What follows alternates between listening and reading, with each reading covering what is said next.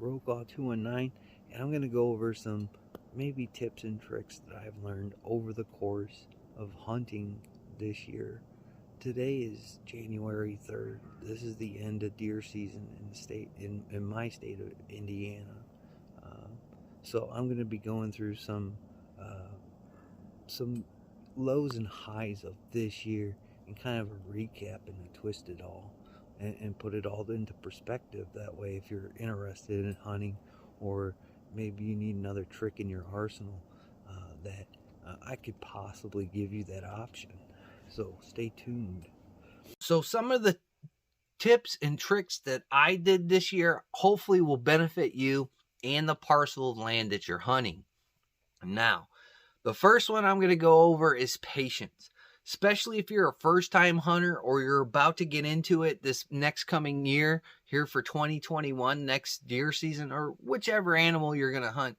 Patience will pay off. And I'll give you an example. In the first beginning of the year, and this is the first time I've used a crossbow or anything like that. I usually use a gun, which is a little bit more easier to harvest animals, but I wanted to try out a crossbow. So sitting down and watching some videos of people using these tools, I figured I'm going to give it a shot this year. Not only that, that's going to extend my season from the beginning till the end. That's how long bow season is here in the state of Indiana as present time will allow it. It's all year round. So you can use a crossbow or a compound bow all year round. So anything in that realm you can use, which is very, very challenging to say the most. So as I'm sitting in the tree stand, it's one of those days that it's late September and it's warm. It's warm for being September. We've had those kind of days before, but as I'm sitting there, I watched a group of deer move off from a field and kind of go out of distance, go out of shooting range, even out of visual range. About a half hour later, I didn't get out of the tree stand. I didn't say, "Oh, shucks." I didn't move to a different spot, different location, nothing. I sat there. I sat there for about a half hour. Lo and behold, I had one of those deer come back. One of these deer came back, and as they were moving to the side of me, I had to bring the deer back onto the property that I was hunting. Never want to start poaching animals off other people's property because I was hunting pretty close to property lines. So I had to actually call this deer from behind me all the way back around me into the woods and into my shooting lane, and it worked. I hit the deer, took my time, first time ever using a bow in this kind of situation, and hit the deer. I watched the deer run off in the direction which was promising because it actually went on property next to my house. So I figured this was going to be an easy one to get. So as I climbed down my stand, put all my stuff together, changed out some SD cards out of my trail cameras, took all my junk, lugged it to the truck, even came home, we tracked the animal. Now, I didn't think it was going to be the way it was. I thought the deer was going to lay down and then expire. Unfortunately, I don't think that was the case. I think as we kept on moving through the brush and through the woods, we were bumping this deer. Now, there's a lot of videos on the internet. Even talked to Cindy's brother about this, about bumping the deer, and he agrees that's what I did. Pretty much told me that's what I did. And bumping that deer is not giving it time to expire. So as you're walking through the woods, even if that deer's calming down, it's going to jump up and take off, and it's going to keep on doing that until you give it time to expire. Patience, folks. I'm telling you, it will pay off in the long run. And this is one of the ways that you can learn to just let it go, let it be. Even if you don't find it that day, you should be okay, even if it's kind of a warmish day, and harvest that animal and still be good to eat the meat. that was one of the things that kind of got me concerned about, not finding this animal, because I didn't think I was going to be able to harvest the meat because it was unusually warm that day. I searched for that deer for 3 days. I did not find that deer. Even giving it 3 days, still did not even find this deer.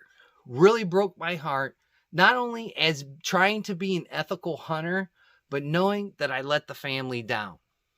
Lo and behold, 3 or 4 months later, this deer shows back up, which is pretty much a miracle because I hit her pretty good broadside with a pretty good bolt, which had a rage tip on it. So, and that's what everybody was saying that they use. It's a good broadhead to use, and which amazed me. The deer still had a limp though, and that's how I could identify that deer. It was still limping, and I knew it was that deer that I shot.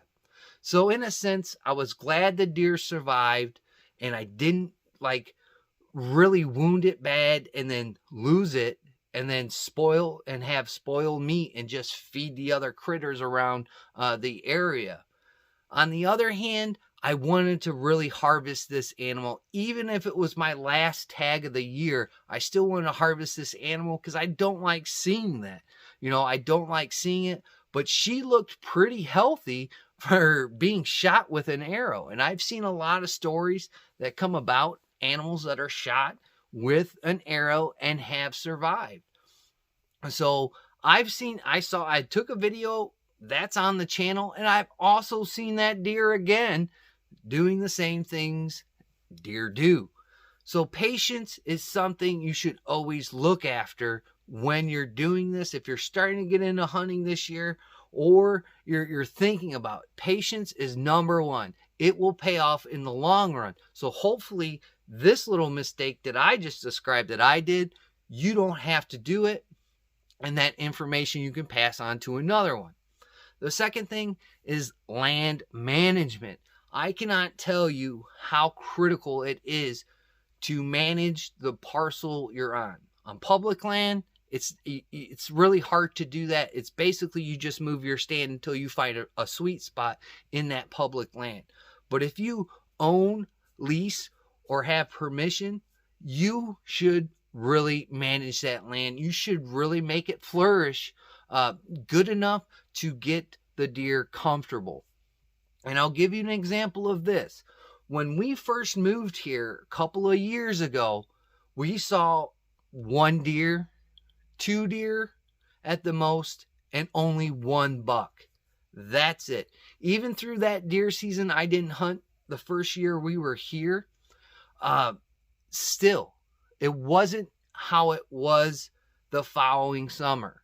After I did all kinds of work by laying food plots, by feeding them, throwing corn out into the woods, old vegetables, things like that, started giving them an opportunity to find food, and putting some brush together out in the back of the property and giving them cover, and doing some hinge cuts, things like this that I've learned over the course of time, not only from avid hunters, people that know what they're doing, but a little bit of tips and tricks from the internet. And doing that, we opened the door one day and there was at least 10 deer in my front yard. Not only that, a lot of them were button bucks, which was really awesome because hopefully these deer stay at least around the area, not so much on this property, but around the area, grow up and can become really good looking deer, and harvest them and use the food to feed the family. So that's one of the things that I started to do, was clean up all the garbage, maintain it, and then start giving them options of different food plots, whether it be clover, peas, or anything like that. Just giving them options. I wasn't giving them like a giant field, because there's one across the street, and that's where the majority of my hunting was. I just wanted to give them enough to keep them in the area, so when they were going back to those bedding areas, after they diminished some food around here, they'd move on to the field, get what they need to do, and started moving towards the bedding areas where I'd have an opportunity. So maintenance on there is really, really important. I can't stress that enough. Giving these deer options will really benefit you. It has me, but again, all depends on what type of land you're hunting. Now, I will throw this little trick in there, is permission hunting. Say you do a little bit of work for someone, or something of that nature, and they just tell you it's fine, go ahead and hunt. That's really tricky, because you don't want to put all your blood, sweat, and tears into a property and then have these people say, you can't hunt here anymore. Especially when you don't have a lease, or you definitely don't own the property, or that would never happen. But that would really, really, break your spirit, especially if you put time and effort into a spot. Now, the spot that I hunted this year, hopefully this summer, I'll still have that opportunity. I'll still have that spot, because I have an enormous plan for this small little parcel to keep deer there. Another side note, I see a lot of people talking about you don't want a ton of does. Well, I'll run some pictures throughout this last course of the video and show you why that's not always a bad idea. Because I'm telling you, I saw some really big deer this year. Yes, it was difficult to get after these deer, but when the rut comes around, when it's time for that breeding for these animals, the bucks will go where the does are, no matter where they are. And that was a true story. Now, am I saying make a doe factory? No. But if you do have quite a bit of does on there, don't fear that. If you have to, harvest one or two of them. Because here I don't know how your state is, here in the state of Indiana, there's 3 ways you can harvest deer. You can either take 3 does, 2 does and a buck, or you can harvest other antlerless times deer in certain zones. They have certain zones here where you can take up to as many does as you want. There's those 3 options that you can do. So there's a couple of ways out of it if you do start to get a little bit of a doe factory. But again, with the pictures I'm going to roll in, it didn't seem to matter.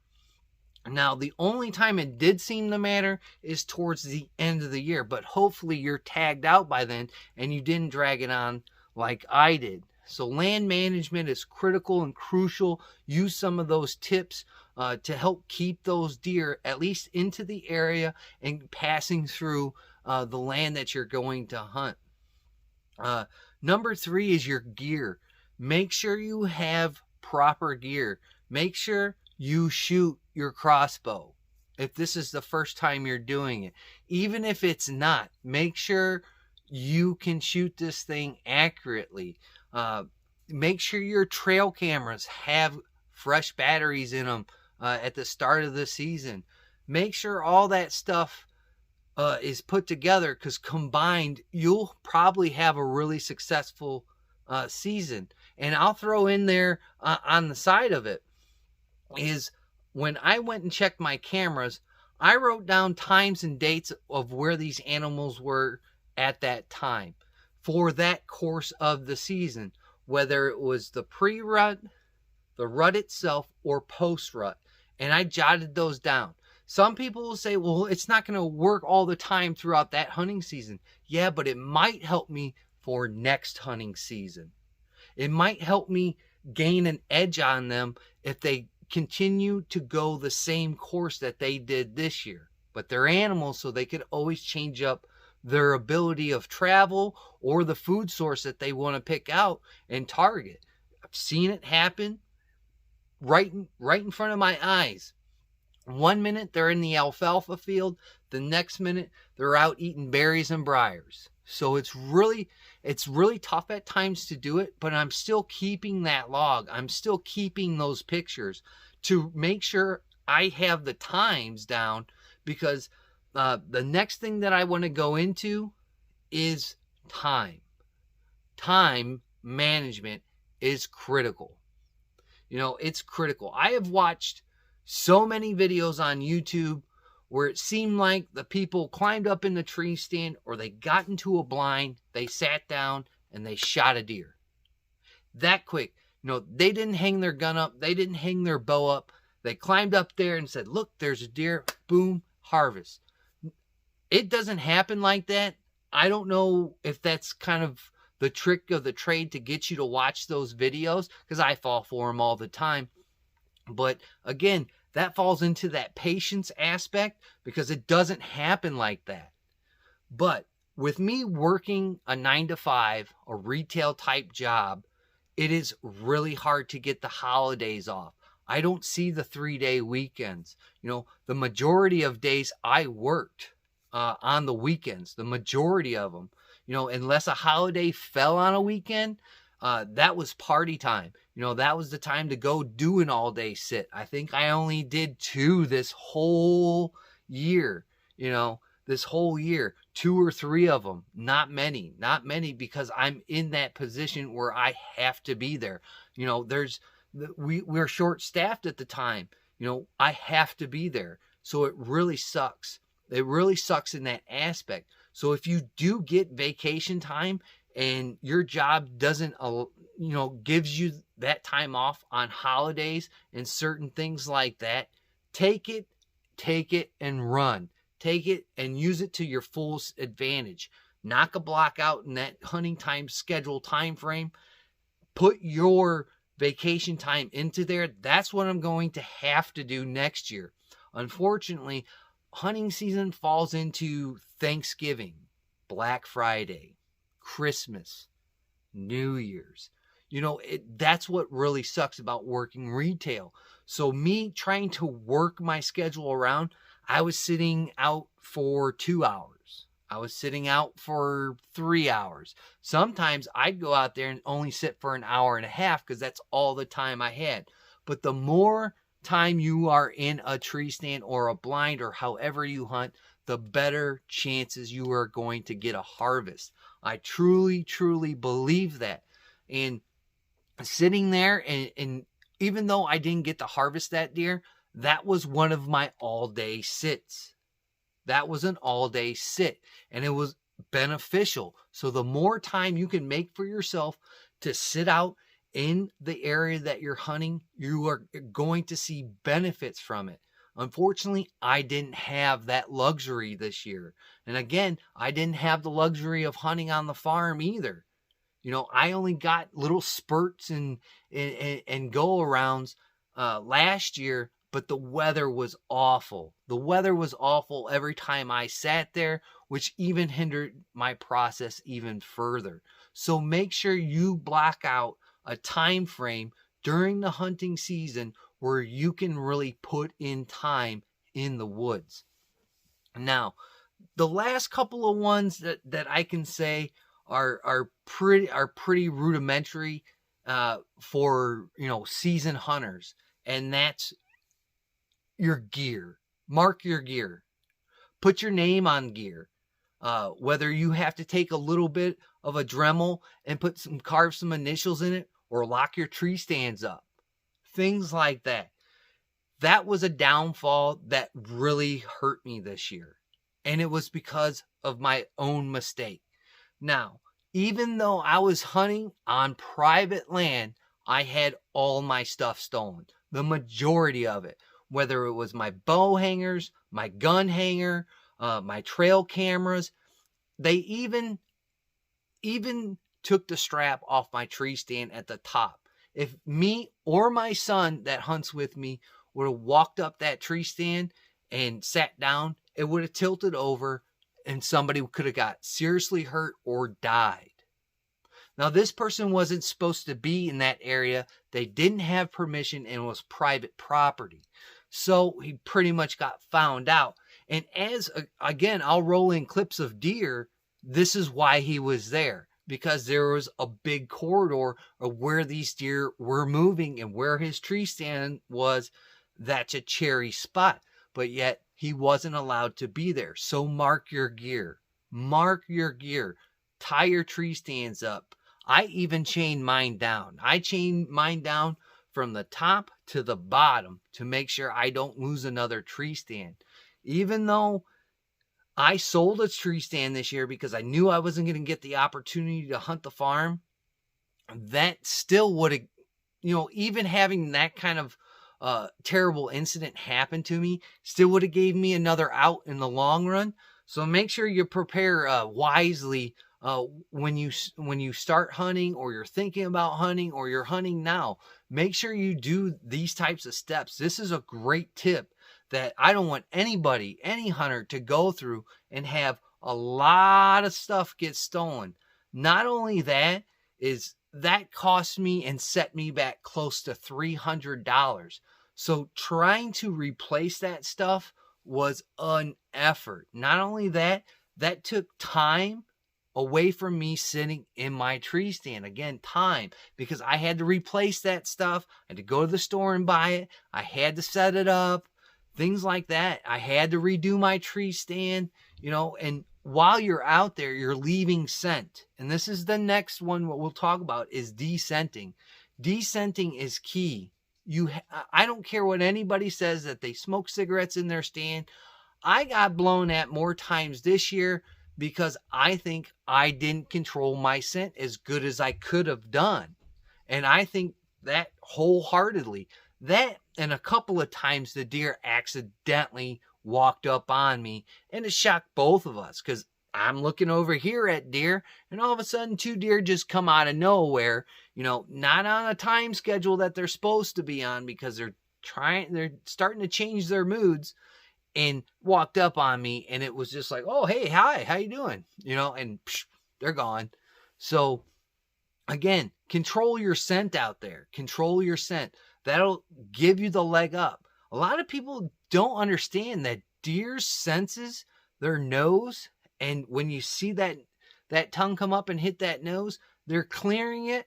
They're ready to go. They're ready to sniff it out, especially on windy days. Windy days, I can see how deer were hesitant. They weren't coming out as much. They wanted to lay down in the bed because it was windy. But when they were coming out, it was their nose and their ears going all different directions, trying to make sure that there was no danger. And I believe at one point I got busted sitting in my tree stand because of scent. So always make sure your clothes are clean. They're descented. I like to store mine in a little tote and get they're like fabric softener sheets, but they have like an earth scent. They have earth tones. They smell like leaves. Even getting a little bit of leaf debris from the summertime and putting it in the bottom of your tote to get rid of that human smell, that human element. I mean, again, I'm not out in Colorado where, animals are really, really not used to seeing people. These animals are a little bit comfortable with humans, with cars going by and going in people's feeders and front yards and whatnot. So it's not a major thing, but they will get spooked if they're right on top of you, or they smell you and you're close and your scent is strong, your human scent is strong. Seen it happen. So make sure you descent. Make sure you try and cover up as much as possible. I even went to the lengths of using a little bit of cover scent in little tree wicks just to make sure I didn't give my position away. And I had a couple of small does come in. I shouldn't call them does. I really should call them fawns, which really didn't understand what was going on. And a lot of people would say I would have shot them. Me, I was looking for their mom, because she was really gonna fill the freezer. But that kind of aspect is, the younger ones are going to be more curious. The older ones, the ones with double beams and giant antlers and things like that, they're like that for a reason. It's because of their nose, their ears, and even their eyesight about humans, danger, and things like that. So cover up your scent. It'll do you wonders.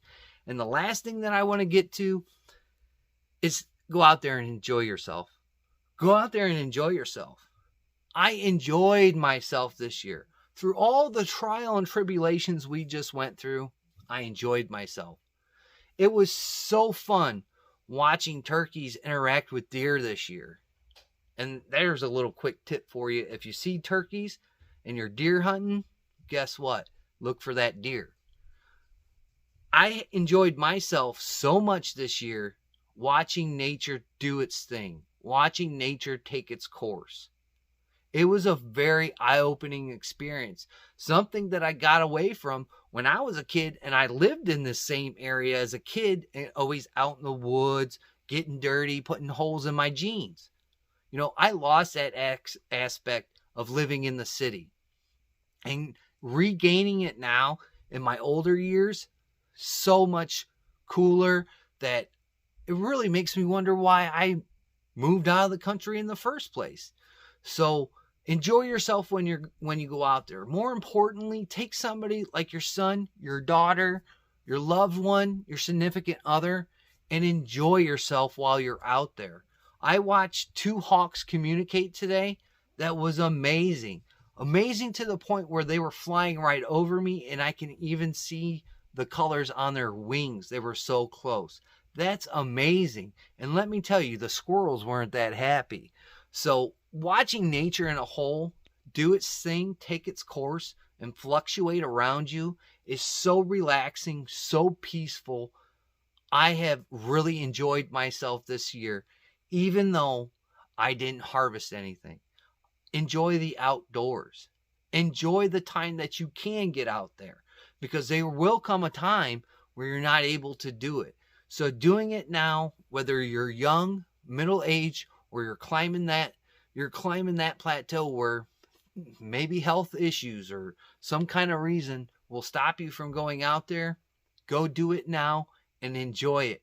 Get out there, go through the wilderness, enjoy it, respect it, take care of it if you have that opportunity, but more importantly, enjoy life around you. It is going to be such a better place for you in this craziness that we're going through, that you'll really come to appreciate what is around you. So those are some tips and tricks that I learned this year, and I hope you enjoyed some of these pictures that I've showed on some of the deer that I have seen in person at times, and other deer that just didn't want to come out and say hello in the daytime. So with all that being said, I like to thank my old and my new subscribers, and just the people that zip through. I greatly appreciate it. Like, comment, subscribe. Please share my content. Ring the bell for more notifications if you like the videos. Share all the content that you wish to share, that you like to watch, because we all know big media is really clamping down on what we're sharing. When the information stops flowing, that's when not only as gun owners, hunters, and things of that stop flowing, but as Americans, when it stops flowing, that's when we really have problems. And communication is one of the best things that we can do to help us in the fight to reach our goals, whatever they are in life. And like always, guys, we'll catch you on the next one.